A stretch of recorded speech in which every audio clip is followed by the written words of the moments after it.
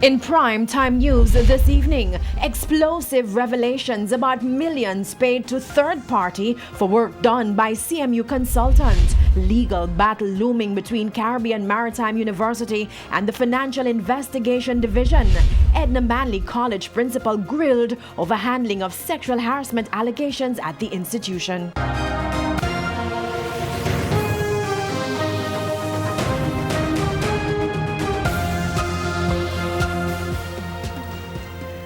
Good evening and welcome to Primetime News on air and online at onespotmedia.com. I'm Herman Green. And I'm Janella Precious. Also this evening, the top business stories of the day. Andrea Chisholm has our preview.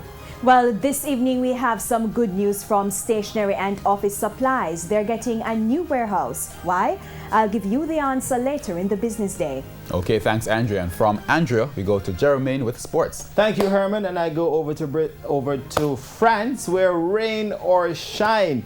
The Reggae Girls are continuing their preparation ahead of their second match, which comes up on Friday against Italy. There's also sports commentary, E-Prime, and weather in this newscast. But before the break, the feedback question. This evening, we're asking, given the revelations so far about operations at the Caribbean Maritime University, do you believe its president, Dr. Fritz Pinnock, should be sent on leave? You can share comments online, facebook.com/Television Jamaica, and tweet us at Television Jam.